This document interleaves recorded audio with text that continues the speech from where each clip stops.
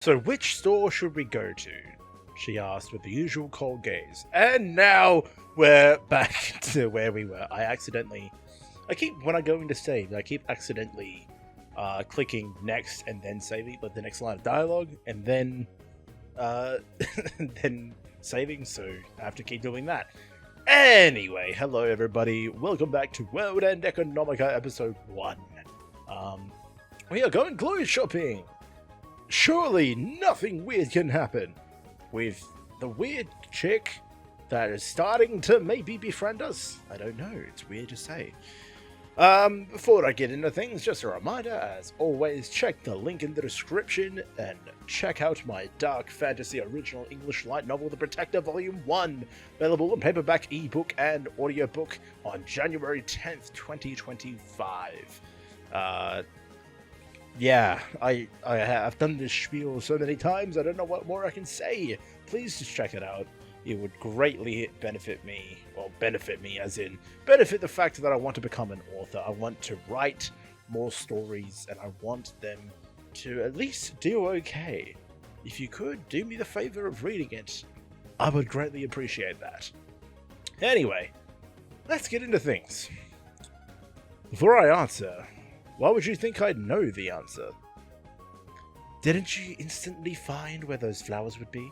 So why wouldn't you be able to find a clothing store? Isn't this obvious? Are you an idiot? That's what her furrowed eyebrows were saying to me. Going beyond anger, I replied contemptuously. Oh, it is as if you have so eloquently phrased. It is as you have so eloquently phrased. However, a trifling small matter that still remains. Why must I toil and seek out wonderful garments for your highness? Perhaps you could care to enlighten me on this matter. I have no idea what you just said.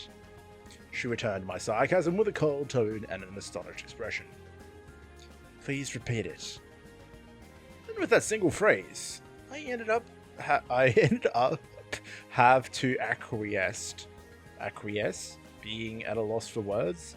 Hagana was staring at me as if there was some bizarre person in front of her. Lisa, Hagana. There sure were a ton of annoying women around here. Alright, I got it. You're so annoying. Sheesh.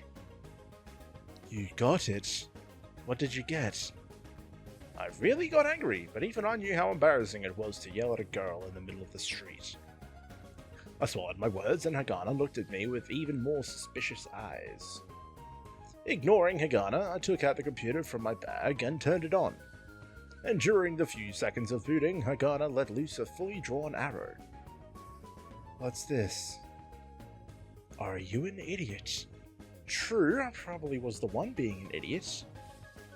Looking at me, she shrugged, implying that it was totally impossible for her to comprehend. I really wanted to make her cry uncle someday, but I couldn't figure out where to start. Reeling in my impotent anger, I searched for clothing shops like I was her servant. And then as I stared at my computer screen, I realized the moment to make her cry uncle might be coming up sooner than I thought. Here, I found it. Okay. Looking at Hagana nonchalantly answering me, I chuckled to myself. On the computer screen were arrayed various shops that sold clothes that had been thrown away in the White Belt and Newton City on the cheap. There was one store that stood out among the rest.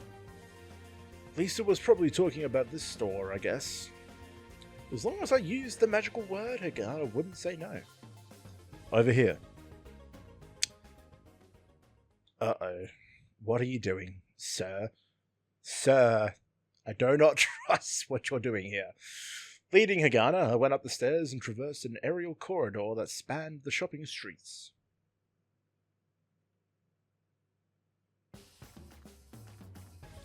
This aerial corridor connected hallways between buildings, and each floor contained one walkway lined with shops. I stood in front of one shop as I looked down at the stream of crowds. This shop was carved out of the cliff wall that a building was leaning against. It was a common way to save money on construction costs. Sorry. However, what made me smile with satisfaction was that I had wagered that the shop would have this type of appearance. Fancy more lunar, magical fashion. The sign was written in a cringe-worthy font that would make most people faint. Inside the store were fantastic things that one would wonder who'd ever want to try on. It would be the antithesis of the math-loving Hagana, clad in black from head to toe. The store was full of apparel with polka dots and gaudy stripes, or dyed in colours that would make people's eyes bleed. On either side of the entrance was a mountain of red plastic hair clips and strange, seemingly useless wooden badges. I heaved a sigh when I realised that all the goods here were something profitable to someone, whether they were shipped from Earth or made with the limited resources of the moon. I really felt the weight of the fact that not everyone doing business on the moon was an upstanding person. Just by peering into the shop, one could see many girls with their heads in the clouds. If the black-clad Hagana were to step in here, it would be as if a witch had entered their premises. I was chuckling at the imagery when Hagana came to stop and placed her hand on the door handle. I had totally thought she'd be intimidated and was truly shocked at her composure. With that, Hagana opened the door, then turned around and asked me, "What? You think something like this would scare me off?" I ended up imagining her saying that to me when faced with her cold gaze. However, this might still just be her acting tough. "Nothing," I answered, pretending nothing was wrong. "I see." She definitely thinks that he is going to buy clothes for himself here. Hagana gave me an easy reply and went into the shop. But as she was about to close the door, she looked as if she'd forgotten something and turned around. "You're not coming?" "Huh? Didn't Lisa say to buy the clothes at this store?" Yeah, but it doesn't look like where I'd be able to shop. I might break out in hives if I actually went into the store." After listening to me, Hagana looked back and forth between me and the shop and tilted her head. "Then I also want to shop where you'd be able to shop." "Huh?" "We'd be able to get a discount if we bought at the same place." Such a lively line made me pause, but I was more at a loss for words due to how terribly logical this was. Oh, whoops. In either case, it looked like my heinous plan to make Hagana dress up in embarrassing pink and white polka dot apparel wasn't going too well. You wouldn't believe how good it would make me feel to see Hagana all embarrassed in front of such a fancy clothing store. In such fancy clothing. Not wanting to lose a chance at that enjoyment, I tried to make excuses. "No, well, but you see, I don't care if it's male clothing. If the clothes go with you, there'd be no issue If the clothes go with you, there'd be no issue of it not working for me." Hagana, with her graceful face and slim hands and feet, stood straight and proclaimed earnestly. With that, there was no way I could form a rebuttal. It was so bad that I was able to imagine how she'd look dressed up as a boy, and I thought subconsciously that it wouldn't be all that bad. I'd been moaning and groaning about this and had gotten a lot of astonished looks from inside the store, so I decided to abandon my prank. Though Lisa would have enjoyed this prank too if she had learned of my scheme. "So, where are you going to shop?" I opened up my computer again and looked for a normal, cheap clothing store. She truly was a tough customer. I was in the middle of searching for shops while swearing in my head when... "Miss Hagana!" I heard someone call out. I looked up and turned in the direction of the voice, and in the aerial corridor 2 to 3 floors below, there were a few people around Chris's age who appeared to be elementary school students. They were full of excitement looking up at us. What the... As I was whispering to myself, a brown-haired girl I happened to make eye contact with got all bubbly, cupped her hands over her mouth, and whispered to the kid next to her. "Friends of yours?" I asked Hagana, and she replied quietly, "Students." "Oh. Goodbye, Miss Hagana!" And then the gossiping girls gave us big waves and big smiles. They were incongruously 2 boys next to Okay, two boys next to them who were struck dumb with amazement as they looked our way. Then the girls pulled the dumbstruck boys by the ears and brought them with them, disappearing into an alley by the building on the opposite side. What's with that? I said that, a little confused, but then I looked at Hagana and was even more surprised. She was waving back at them with a light smile. What? However, once she noticed me looking at her, that smile vanished. You could say there was a rather unfair difference in attitude, but it's not like I was actually flustered by her smile. I was just totally shocked at how her expression became so gentle once she started smiling. Nothing. I suppressed my excitement, telling myself that it was only because it looked nice. And then, once I had regained my composure, I spoke. I was surprised to see that you really are a teacher. It wasn't wrong to say that I was surprised at that, and thus it wasn't a lie. She was something, all right. Those kids didn't look like the type who'd listen to her, but they'd all become adoring fans. At least it was something I couldn't do. It's just teaching math, so even I could do it at least. I was again surprised by her unusual modesty, and looking at her strangely tough expression made me wonder if she was a bit embarrassed. However, that's the only thing. Huh? Looking off into the distance, in the direction where the kids disappeared, she whispered, That's the only thing I can do. What do you mean? Being able to do that is pretty good, isn't it? I replied innocently, and Hagana shut her eyes and then slowly opened them. Math isn't something that can solve the real problems of the world. I had ended up staring at her profile without noticing. Normally, she'd glare back at me with a what, but she merely glimpsed at me for a second, then continued looking far off into the distance. Perhaps she was just talking to herself. That was probably the case. Sold for her talents and brought to the moon, she had decided to run away from home for some reason. Plus, Lisa had talked a bit about Chris's circumstances. She was smart, loved to learn, and would skip out on lunch to earn money to pay for her tuition with Hagana and learn math from her. However, despite all that, it wasn't clear whether she'd be able to get into college with a scholarship. That could easily be the biggest gamble of her life, one that could bring her out of poverty. Hagana most likely knew about Chris's family situation, and thus, with that problem in front of her, it must have been painfully obvious to her how little power her math had on everything. Therefore, while looking at her from her side, I could feel my heartbeat rising faster as well. In my head was the idea of using math to trade stocks.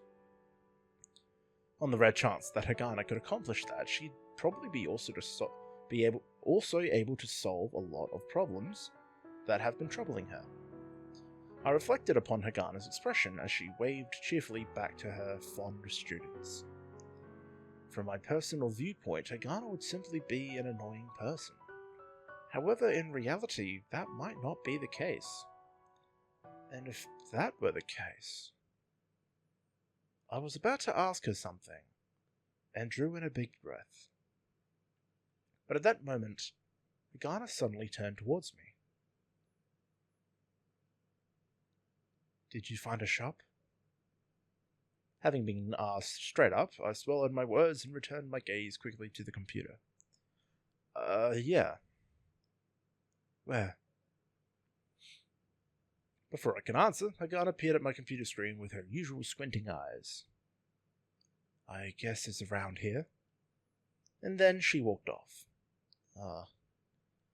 My vision chased after Hagana, and I was about to say something, but nothing came out. I had totally screwed up the timing. I stood there dumbfounded. Hagana, who had gotten to the edge of the steps leading down, turned around to look over at my way. Why aren't you coming? Upon those words, I shut my computer like an obedient kid. Hagana, playing the part of the parent, swung her head back arrogantly and started walking again. I didn't really have to force myself to broach the subject. I should just find an opportunity to talk to her about it after I get back to the church. Having made my decision, I went to catch up to Hagana. Very interesting. Why is something of this level of craftsmanship 20 moles apiece? She had grabbed a piece of clothing from my arms, set it on the counter, and spat those words out. The clerk, who had been fixing a frayed spot on some item, looked up at Hagana confusedly. Huh? Why is it that the clothes over there are better made from better materials, even though they're 20 moles for 2 pieces? I had chosen a used hoodie that cost 20 moles. On the moon, which relied on importing all sorts of things, clothing was far more expensive than food. Grains had priority over cotton and hemp in the limited-sized fields on the moon. You wouldn't die from being naked if the orbital elevator were to stop working and clog up imports, but you could die of hunger. Therefore, even for used apparel, 20 moles apiece wasn't exactly that expensive. Besides, it was in pretty good condition. It was probably leftovers from mass retailers in the White Belt in Newton City. However, Hagana put even more pressure on the store clerk. Did this get the wrong price tag? No, this is a brand name item, and thus the higher price. But something from the same manufacturer was in that section for 10 moles apiece. Huh? Oh, but that one's short-sleeved. This one's a long sleeve, so it uses more fabric.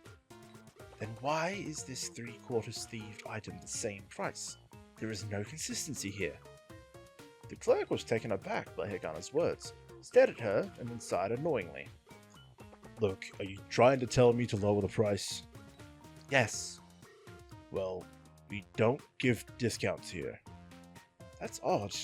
Even though you have a discount aisle? Those are on discount because it works out for us. I got it. You weren't coming here today to just buy this. You also came here to buy these.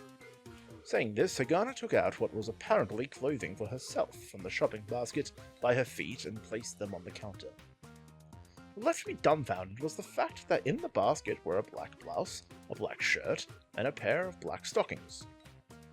We appreciate your business. How much cheaper would they be together?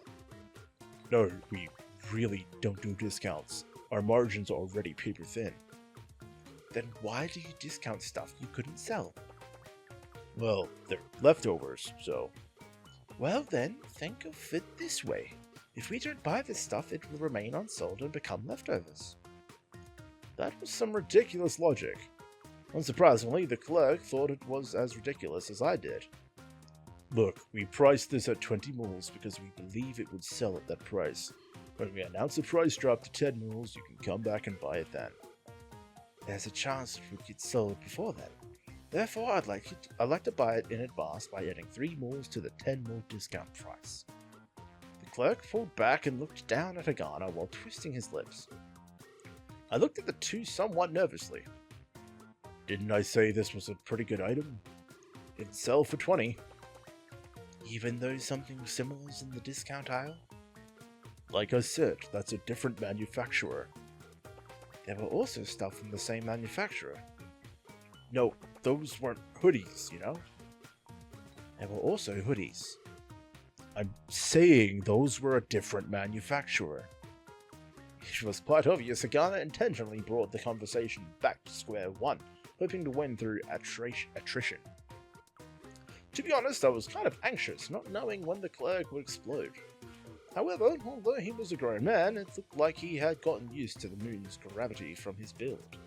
There'd be no way I'd lose to him if we were to get into a fight. Thus, what was making me anxious was something much simpler. The problem was that going this far would net us a discount of at most 10 moles or so.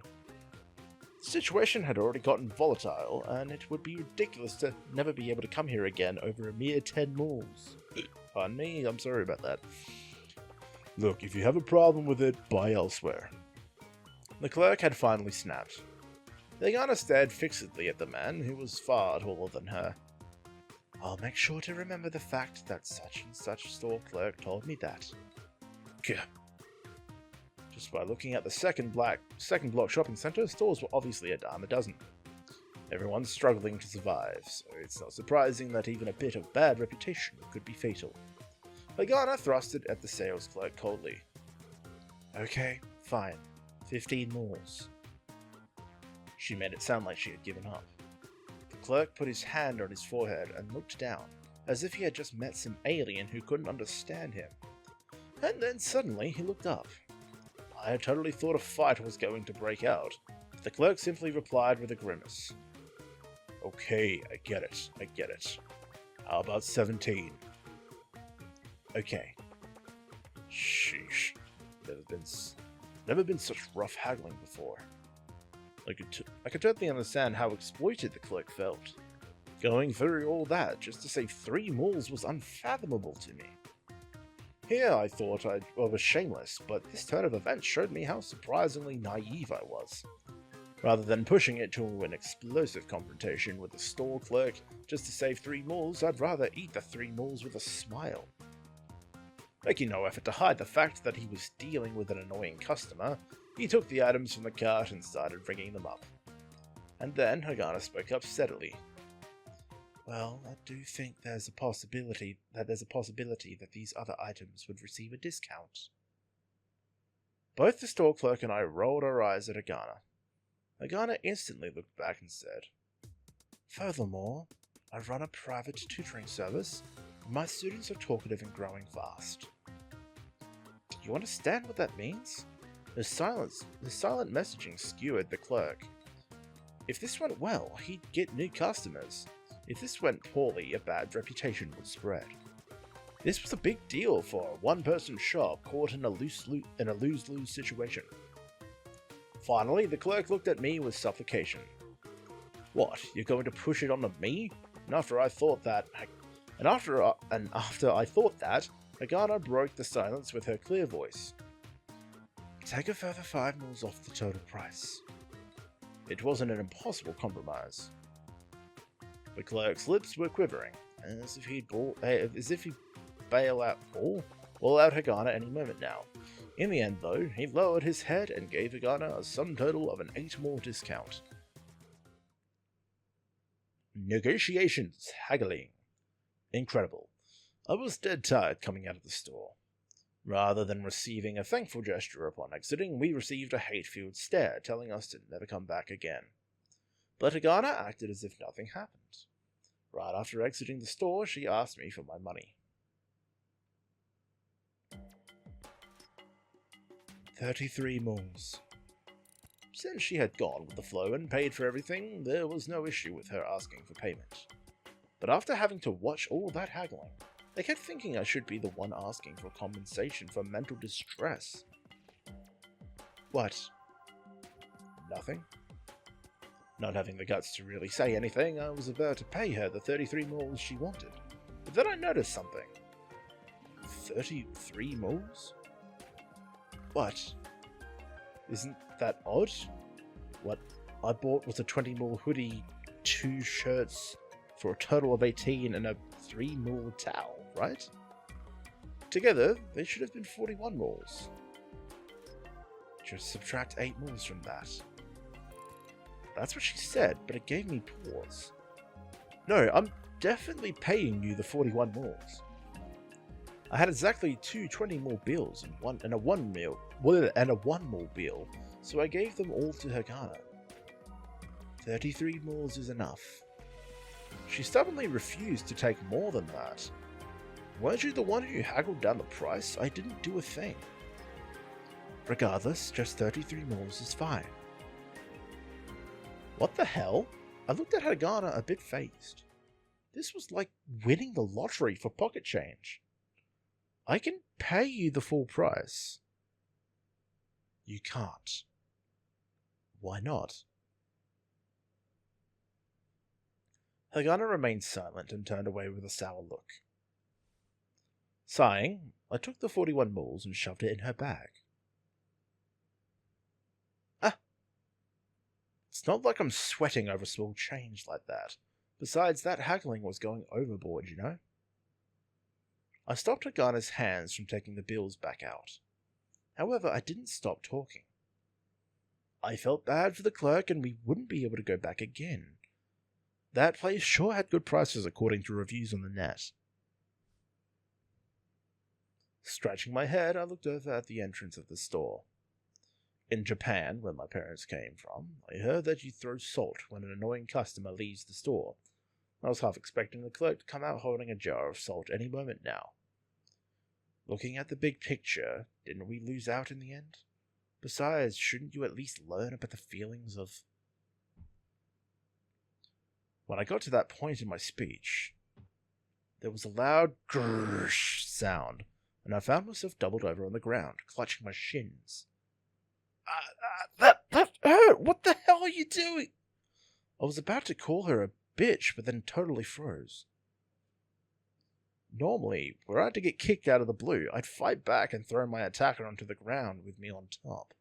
Meanwhile, he'd be crying, howling, and getting the crap beaten out of him. However, in this case, I couldn't even get up. It was because Hagana was looking down at me with eyes about to let loose the torrents of the Nile. My head was swimming even more than when I got kicked suddenly. I had no clue what I should say. Like an idiot, I looked her right in the eyes, from which tears could start flowing any moment. What released me from my paralysis was Hagana wiping her eyes briskly, turning on her heel and walking away. I didn't have any time to stop her. I tried hardly to get up, but my shins hurt like crazy, and I couldn't lift my foot, causing me to tumble over. My mind was wondering whether my legs were broken, but my eyes were fixed on Hagana. Through the breaks in the fences, I saw her going down the stairs and trotting across the aerial corridor. The passerby all did a double take, and Hagana was wiping her eyes with her sleeves while running. She was crying. But I had no idea why. What the heck? What did I have to get kicked in the shins, and why was she the one crying? Bearing the pain and the confusion, I somehow managed to get up and fixed my bag on my back. It was then that I noticed. There were more bills scattered all over the corridor. It was the 41 moors I shoved in her bag. I sighed while picking up the crumpled bills and stuffing them back in my pocket. What the heck just happened? My shins were in pain and the sun was setting. Also, I like the CG, but you couldn't even see most of Hagana's face because of the text box. That is one thing I actually need to learn with my illustrations that get done for my book, is like, how much detail can you actually see from a viewer's perspective? And you couldn't see much detail there because of the text box. Around the time I returned to the church, it had already gotten dark, and the streets in front of buildings were lined with chairs and tables. For the people clad in worn-out day labourers' clothing, who were enjoying a drink, having a light meal, or having a chat with each other, it was a small way to draw some enjoyment out of the evening. For someone like me, who had not a shred of interest in the revelry, all I could think that it was a hindrance to my usual strolls through town. My leg also hurt, so I had finally gotten back with more than a little difficulty. That took you a while? The church door had been bolted shut, so I pressed the intercom and had Lisa let me in. After opening the door, Lisa had a bewildered and shocked expression on her face, as if something very strange had happened. As I entered the spacious and empty church, the door behind me closed. So, why did you make Hagana cry? Lisa sighed as she asked me that question. Just as I finally gotten back, to be questioned just like that was enough to make me want to start crying too. Like hell I'd know. Huh? Are you hurt? Of course! Jeez, this is what happened after she lashed out and kicked me in the shin out of nowhere. Looking at my leg, Lisa said nothing as she touched her own shin. Look, I have no time to be angry about it. I had no idea what happened there, and it wasn't like you could just do anything once she started crying. What the hell was that? And on top of that, as soon as I get back, I get pegged as the culprit? Sorry, don't be upset. As I kept on talking, Lisa tried to alleviate the situation. She placed her hands on my shoulders and apologized sincerely. I tried to shake her off, but Lisa nevertheless held tight and looked at me silently. She was rather good at that stance. Staying mad had started feeling silly, so I sat down on the couch. But even you would be at first concerned about her if a girl started crying though, right Hal? As irritating as it was, Lisa's reasoning was sound, so all I could do was nod in agreement. Besides, I don't know what's going on either. I totally thought you two would be coming home all friendly and such. Huh? At my rather displeased response, Lisa was taken aback. Calm down. She then put the palms of her hands together and looked to me. But Hagana didn't thank you? A dubious look crossed my face at Lisa's words, and the crease in my brow looked like it was going to twist itself. Huh? Thanks? There's no way she would have done that, and for what, anyway? Huh? Hey, really, what happened? Lisa also had a dubious look on her face as she asked. I sighed and answered her back. I don't know. When we went clothing shopping, Hagana really laid the hammer, haggling the price down, and I was going to pay full price for my share. She insisted on giving me back the difference of the haggled price, but I didn't really do anything to deserve it. I said I didn't want the money after her unbelievable haggling. And then she kicked me in the shin. Just saying that made me remember how unreasonable it was. Besides, telling Lisa what I remembered was weird enough. I was against going into any more detail on that matter.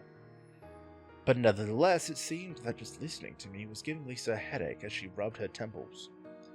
Then she sat in a chair facing me, leaned back and spoke. I didn't really take into consideration her awkwardness. Huh? Lisa sighed deeply and raised her head. It was I who told her to haggle while going shopping with you. Huh? She is really good at that sort of thing, but, see, of all things that happened... Wait, I don't understand what you mean. Sorry, I'll start from the beginning. After saying that, she looked behind her as if she had noticed something. Then she got up, opened the door to the main part of the building, and surveyed the other side.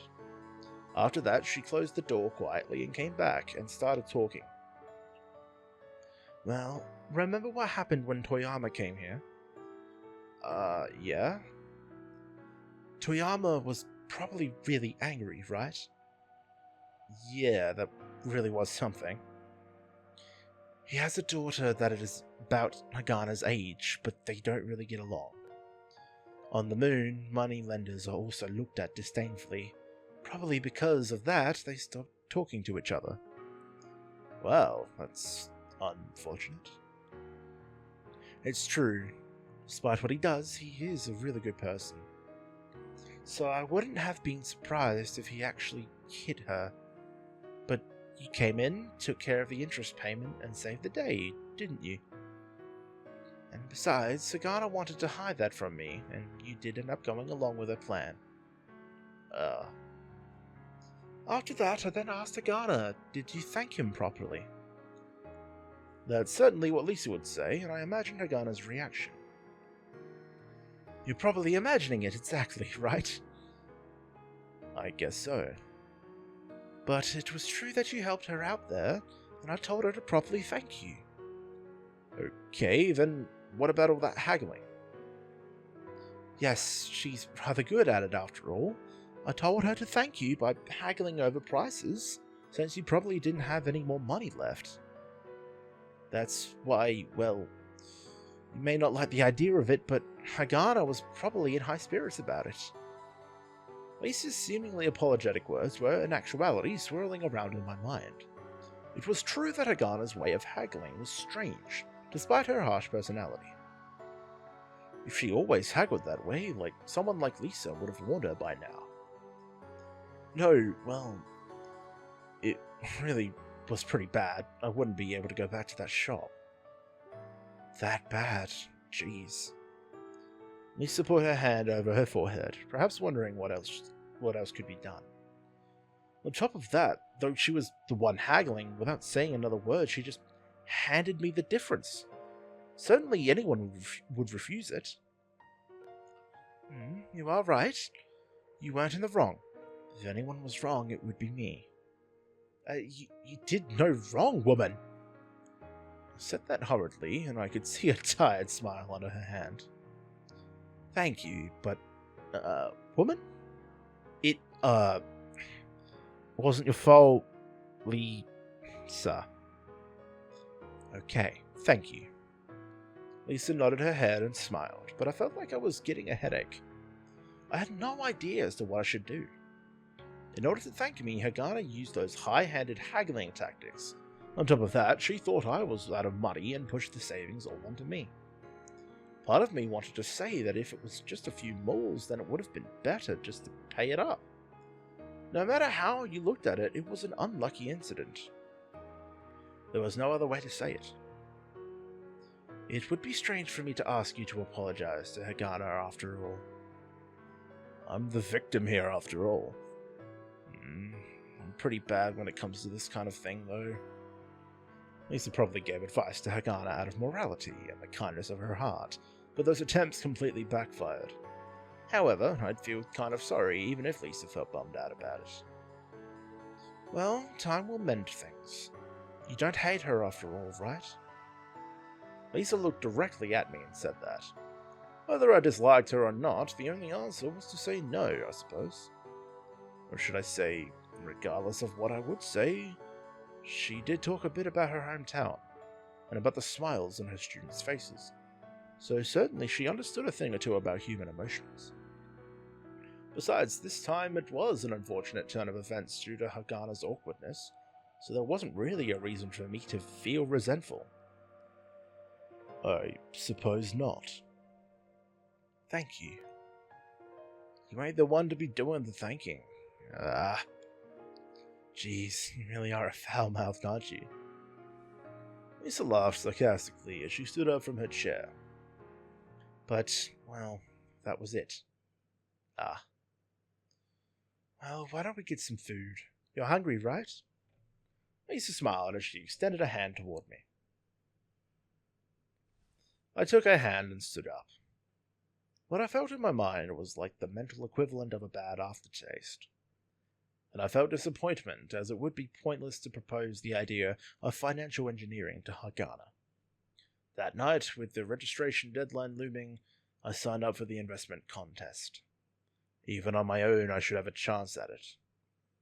As I thought about how I didn't necessarily have complete confidence in myself, I soon fell asleep.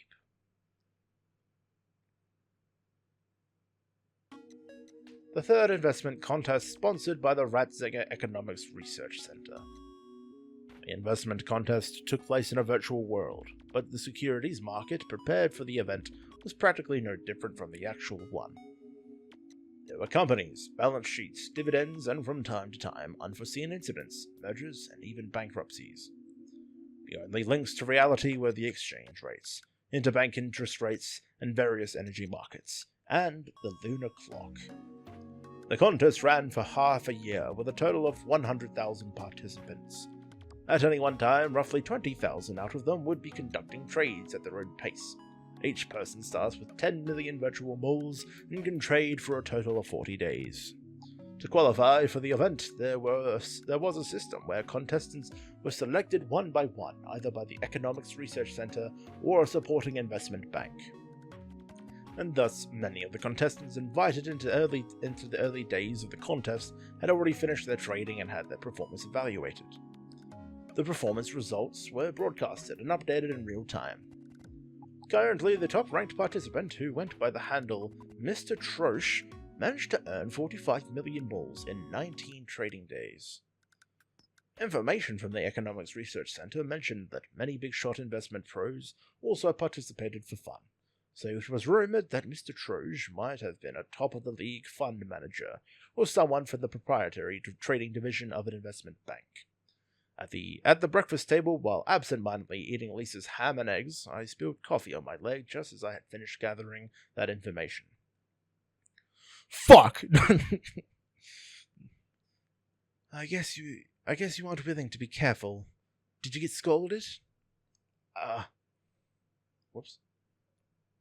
I took the napkin and wiped myself minimally and simply stared at the computer without wasting time putting the napkin back. Hal! Lisa's loud voice brought me back to reality. Did you get scolded? She laughed cheerfully as she looked at me. It was enough to get my heart pounding, as I had my hand on my chest when I realized that the napkin was still in my hands before I gave it back to Lisa. So, did you get scolded? No, I'm fine. No matter what you are doing, it can wait till after you finish eating. The clanking sound of tableware brought me once again back to reality from the screen of my computer. Knowing the waste of time it would have been to argue, I stuffed my face with what was left and replied, Thank you for the food. Jeez. I could see her say that in disgust from the corner of my eye as I put down the tableware. The investment contest ran on lunar time and was open only when the lunar stock exchange was open. In other words, were I to have put all my energy into this contest, I would no longer have time to do any actual trading. However, I only had 70,000 moles compared to the 200,000 that would go to the winner, and they even said that the top-ranked contestants would be headhunted by Schrödinger Street. That word. If that were the case, then instead of losing money slowly, like I had been doing recently, trading virtual money and diving straight into the more rewarding contest was the right thing to do.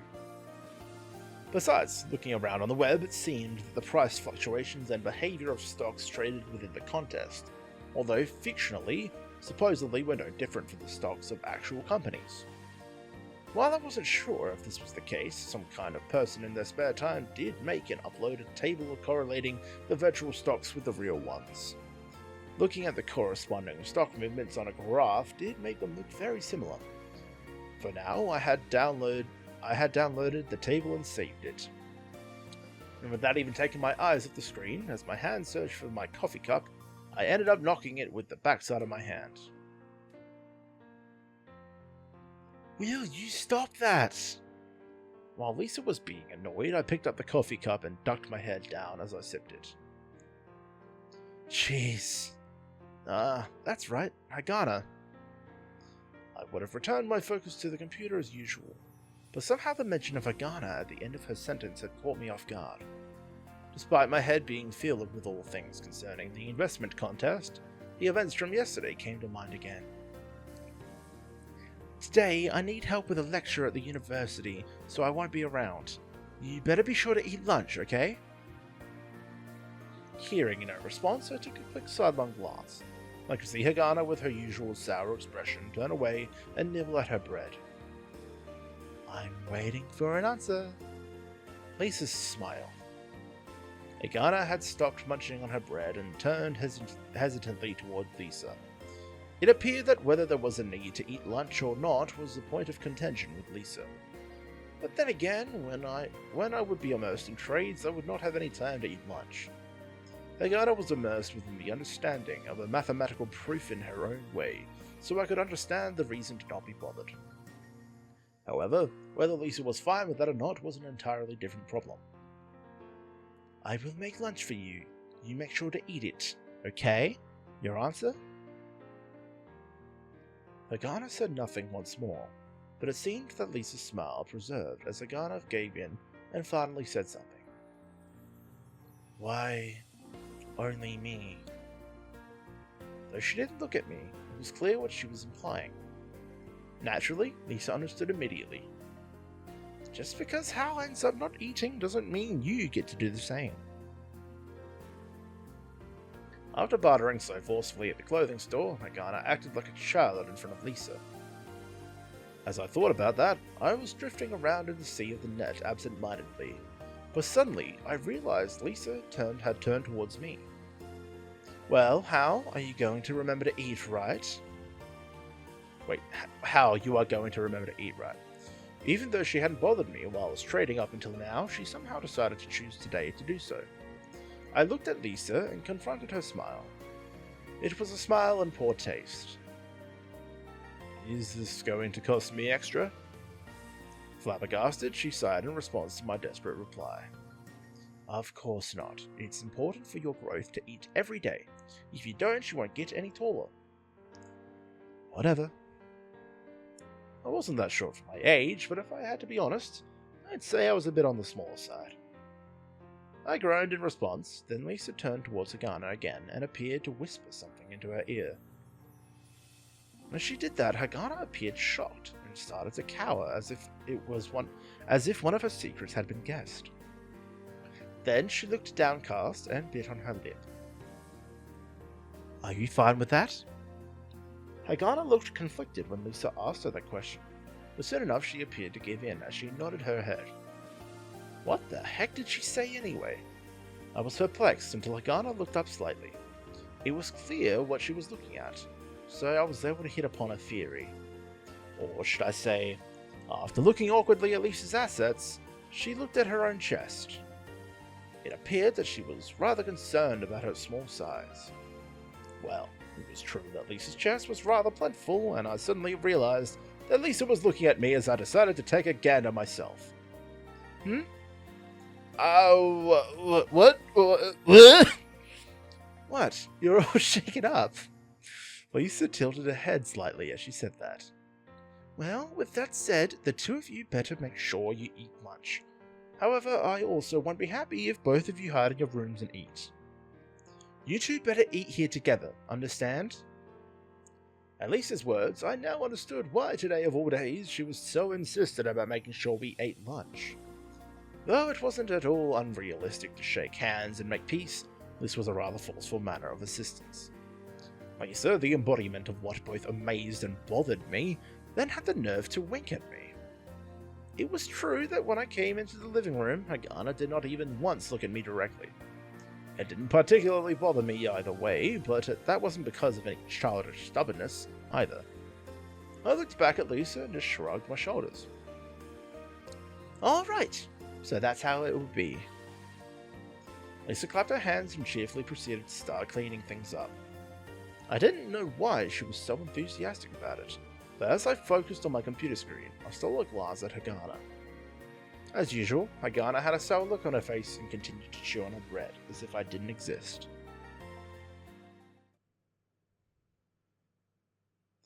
There weren't any additional restrictions in the rules for the investment contest.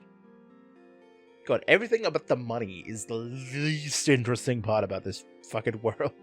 I don't care about your investment contest. You're gonna try and make me care.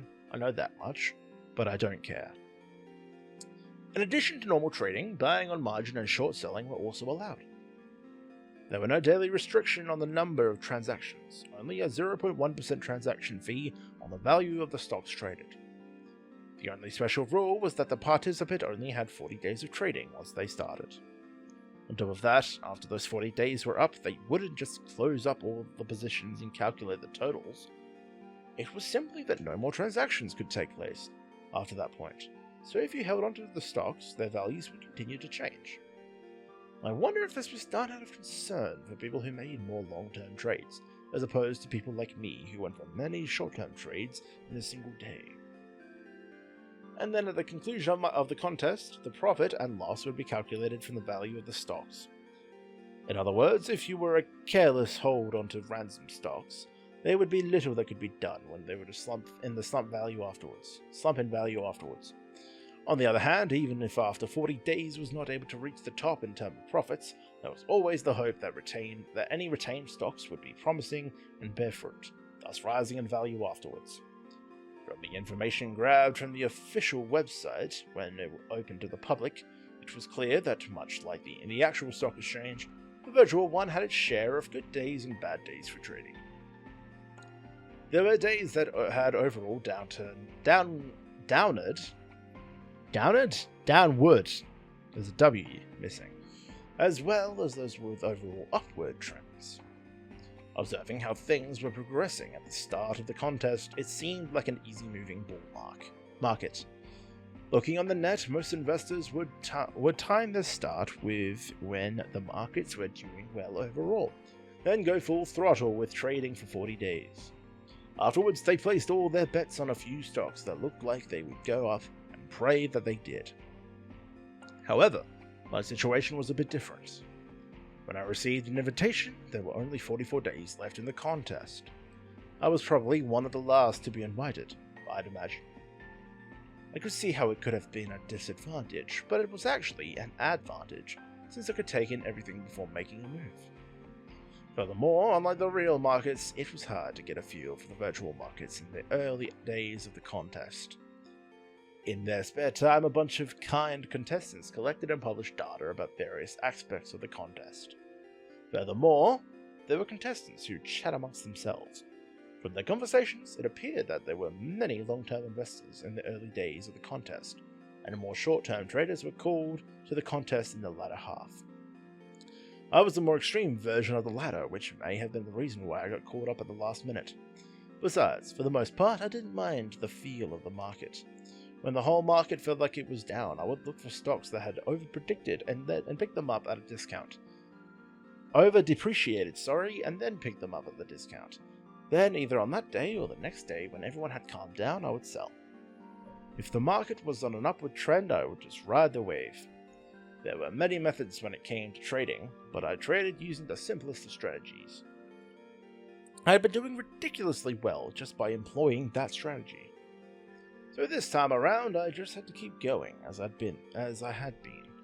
Do you get taxed? Is that one thing that's going to be covered in this fucking game? Like, getting taxed? Although I looked confident in my plans, I didn't feel like starting my trades right away. It doesn't look like it will work. I mumbled that to myself in front of my computer. Right to begin trading, then my 40-day period would start. No ifs, ands, or buts. I didn't have time to hesitate, but I really was hesitant and couldn't bring myself to press the button to start trading. If this contest were exactly the same as the actual market, then proceeding as normal would have probably produced the same results. I had heard the contest was not conducted annually, but rather on an irregular schedule. I also heard that this contest was part of an experiment to see if the real market could be reproduced. Could be what? Hold on. It was reproduced, okay. Since the beginning of time, there has yet to be someone who could unlock the secrets to the market. Even the greatest inventors out there of infallible logic and reasoning, even Mr. Infallible himself, could still lose big. If this experiment were to succeed, it would be the equivalent of unlocking the secret to alchemy. Of course, investment banks and funds were a bit more realistic than that, and it seemed that they were basically used to this as a means to fish for talent. Even to an onlooker like me, it didn't look like the organizers were a monolithic entity. It appeared that the lunar government also had its hands in this, so perhaps there was some reason known only to grown-ups that the contest was held irregularly. In other words, it wasn't clear whether or not there would be another time. If that were the case, then there wouldn't be another chance to win the top prize and get scouted for Schrodinger Street. Oh my god, I'm going to mispronounce that every time! Thinking about that, I couldn't move carelessly. Failure was not an option. That was why I was monitoring the actual market and the virtual market at the same time. But what should I do at this late of hour? I didn't feel like using the computer while sitting properly at the desk, so I placed it on the floor and sat cross-legged in front of it. A roof! I mumbled to myself as I sat cross-legged, then placed my hands behind my head before looking up and falling backwards. If I had a different method... While I looked at the ceiling, I went over to what I knew about the various methods of trading. There were three main techniques when it came to trading stocks. Given that owning stock was basically owning a piece of a corporation, one technique focused on the basic principle that sound corporations would rise in value while bad ones would drop.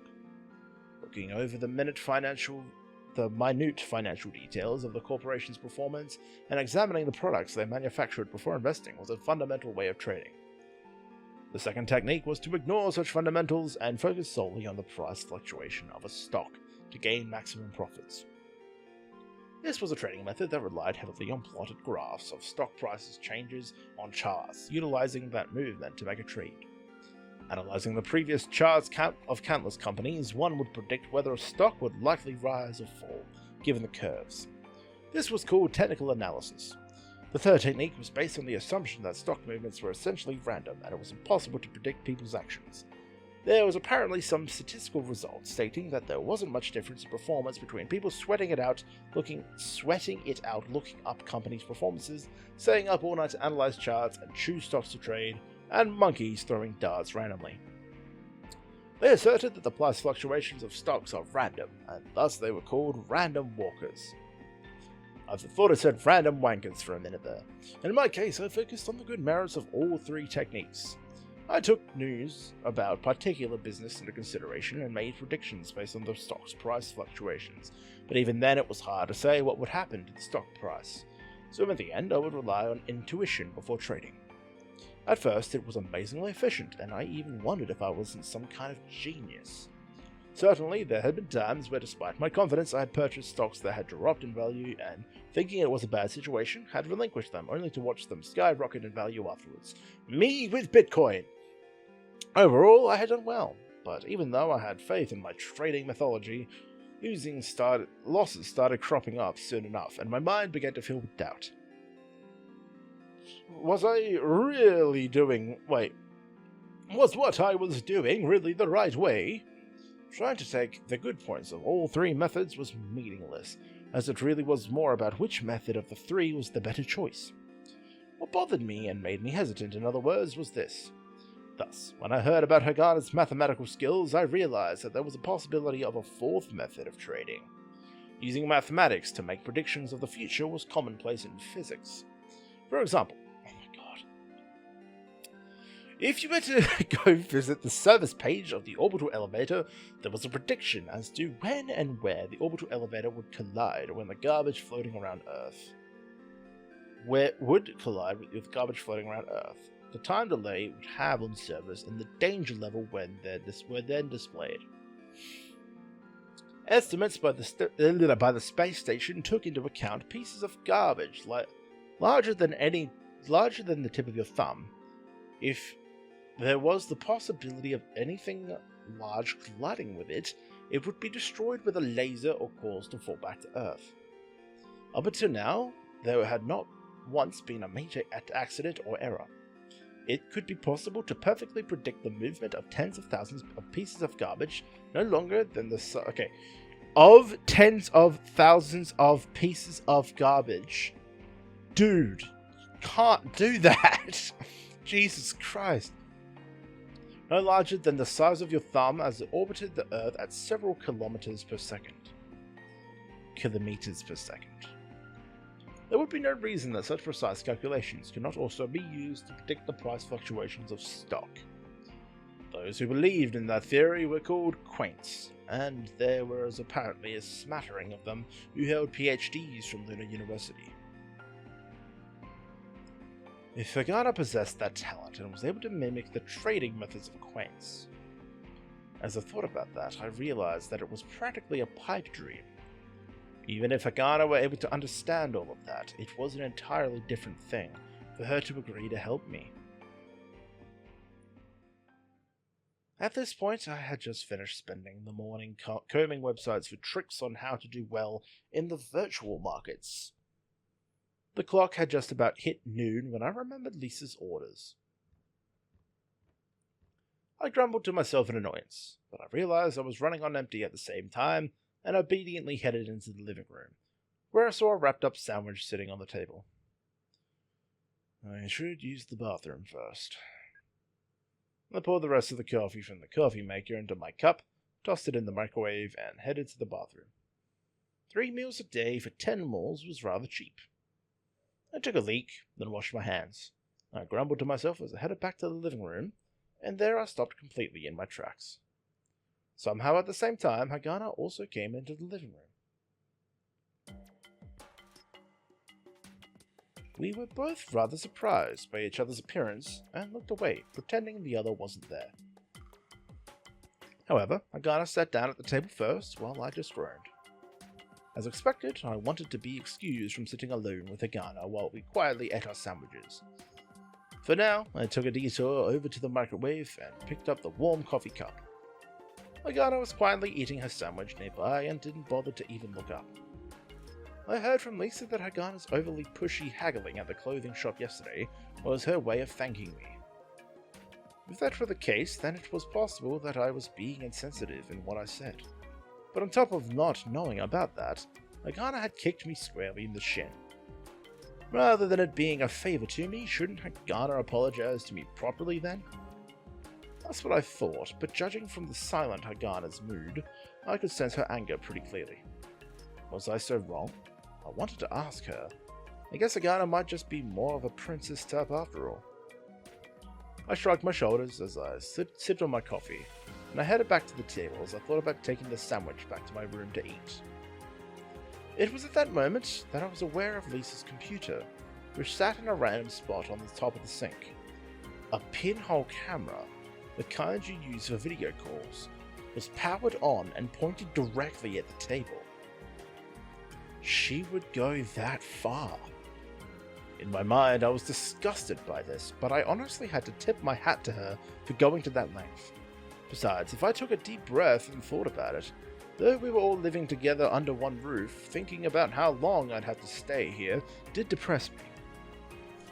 In such a confined space, whether it was the toilet or the bath, chances are I'd run into her often. It was annoying to think there would be an awkward silence between us each time. I didn't think I had done anything wrong. Hagana was wrong, if anything. Nevertheless, I was determined that this was where I should show my sincerity as a man. Coffee cup in hand, I returned to the table. I figured sitting directly diagonally from Hagana's chair would be the farthest point from her. The sandwiches were placed carefully on a plate in the center of the table. I took one of them and started chewing on it. It appeared to be handmade by Lisa. At least, the ingredients were certainly very grown up. There was tuna with leafy greens and peas, then there was lean meat in between. It seemed that she took into consideration my mentioning how strong the flavor was, and the mostly mustard flavoring was kept to a more reasonable amount. While Hagana's small mouth was halfway done eating her sandwich, I had already devoured my first. I licked my fingers and took a sip of coffee before reaching for a second. It was then that I spoke to Hagana. "You're fine without anything to drink?" I thought I had chosen something harmless to say, but Hagana did not look up at all. "Want me to make you some coffee?" I spoke out to her again, but it didn't even get the slightest reaction out of Hagana. Her disregard for me was almost refreshing in a way. Despite my attempts to meet her halfway and compromise, it didn't appear that she wanted to concede anything. While I wondered why I couldn't get out of this gridlock, I decided that since I already tried to reach out to her, might as well try again. "Hey." I changed the tone of my voice slightly, which caused Hagana to react. Though she was ignoring me, it wasn't as if her ears were closed too. Hagana stopped eating, and I took that time to speak. "I heard from Lisa in regards to what happened yesterday." Hagana did not respond, nor did she look up.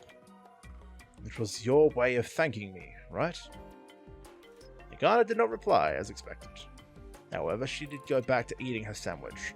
On top of that, she was eating more quickly than before. How should I say this? I didn't know about that, and I spoke without thinking. I mean, it wasn't that I wasn't thankful for you bringing the price down, but, well, it isn't that. I then wondered how I ended up rambling like this, and I was fishing for words to break the deadlock. And at that moment, "Shut up." Hagana replied with a simple phrase. I was completely taken aback, and I stared at Hagana. Hagana stared at the table as if something bad about her was written on it. And then, after a short period of time, she started eating her sandwich again. And this time, she was going even faster than before. It was clear that she was angry. "No, Wait a sec. While I was left dumbfounded, it was as if I felt some sort of major premonition. I'd lose my cool in the next few moments, I thought to myself, as if it was some sort of weather forecast. If nothing else, Hagana's actions were uncalled for. I don't get it. I said shut up. Wait, I could feel the hairs on my temples standing on end. Why do you say that anyway? You were the one who kicked me without reason and I'm already in a worse position, so what is with that? Hagana did not look up. Surprisingly, the hand that held her sandwich stopped moving. I took in a deep breath to hold back the impulse to toss the coffee cup in my hand, but the anger in me did not abide. I glared at Hagana and spoke. And back on that subject, it was you who was wrong for all the unreasonable haggling. According to what Lisa said, it was the result of Hagana being a bit too enthusiastic about doing it. But if there was no ill will and all could be forgiven, then there would be no hardship in the world. But Hagana didn't say anything else. After finishing her sandwich, she stood up from her chair. And then she looked at me with anger and disdain and spoke and spoke. You don't even work. On hearing those words, for a brief moment I forgot about my anger and just replied with a question. Huh? Did you steal the money from your mommy before you ran away from home? Is that why you put on airs about having money? The malice in Hagana's words was way too clear. But those words were so unexpected that I couldn't stay angry. You don't work and you're on the computer every day, and who are you pretending to be paying off that interest? Wait, hold on, sorry, I misread that. You don't work and you're on the computer every day, and who are you pretending to be by paying off that interest? I was dumbfounded as I looked back at Hagana. I was not working? We are doing all that we can to survive. We are different from someone like you who was born on the moon. That was the one thing I didn't want to hear from someone who came from Earth. Hagana fired off those words one after another. Lisa is way too nice. I don't know why she would protect a punk like you. And then, even though it looked like she still had something to say, it seemed like she was so overcome with emotion that the words didn't come out. Hagana looked pained as she knitted her brow, then suddenly turned away and left the table. Wait! I called out to her reflexively, but Hagana did not turn back. Just like that time at the clothing store, Hagana did not look back at all and left the living room. Before long, I could hear the door to her room close. Once again, I was left there, dumbfounded. But at least it wasn't like that time at the clothing store when I had no idea what was going on. I remember the look in Hagana's eyes when she said that I didn't work. That was the look that stuck out in my mind when I first came here. That was the source of Hagana's crabby attitude, it seemed. What was going on in her mind was that she came to the moon because she was bought, and that she also financially burdened the place she fled to after running away from home. On top of that, even with her mathematical ability, which she used to teach children, she was probably dismayed that she couldn't help solve their fundamental problems. And that same Hagana, who saw me on the computer every day in the church, probably saw me as a punk kid who just played around all day after running away from home. I probably looked like an example of a lunar-born, lunar-raised idiot whose mind had gone slack from the low gravity. Knowing that now, how Hagana was acting didn't seem all that unreasonable. I wasn't really angry about anything at that point. That didn't quite settle the problem, though. For example, should I go to her room and knock on her door in order to tell her that it was all a misunderstanding? The fact that I was making a huge profit on the stock market and not actually playing around on the computer? Should I say that she shouldn't misunderstand me? And after I said that, Hagana would open her door, show understanding and apologize. Of course, I didn't imagine that would be the case. I just figured it was impossible given Hagana's stance. With everything, it was a matter of timing. You couldn't undo what was already done.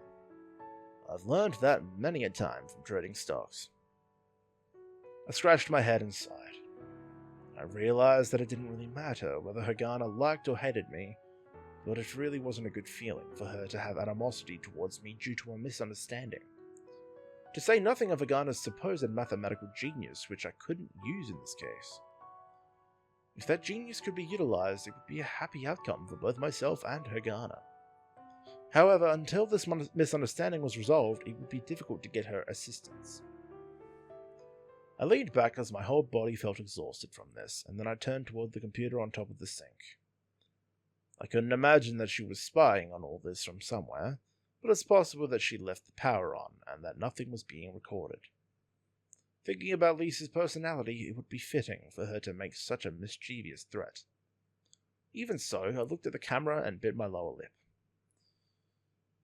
What should I do now? Naturally, there was no response from the computer. I sighed once more and looked up at the ceiling.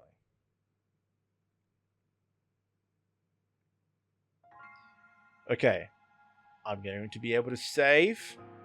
Yes, okay, I'll save before I skip any text. That's where I'm going to leave things for now. Very interesting. I see Druk Theory now that we've got some additional context about certain things. Like, Hal's attitude, like, given his attitude, it does not at all surprise me that Hagana feels this way. He's just like, where he gets his fucking money from nowhere. How the fuck does he make money? And she wouldn't understand what the fuck's going on. She doesn't know. Like, Hal has not been forthcoming with what he's actually doing. So is making everyone look at him in a very different way. So I'm starting to get it. I'm very intrigued. I almost want to just keep playing, but I want to stick to 1 hour recordings. So yes, it's getting good. It's getting good now. I'm extremely bored by the stock market conversations, but like I think that the stock market conversations are literally just there to emphasize like he is working hard, like in his own way. Like he has to keep constantly thinking about all this stuff. So I get it from that perspective. But yeah, let me know what you guys think in the comments. And don't forget to subscribe, check out my book and all that jazz. I will see you all in the next one. Catch you later, guys.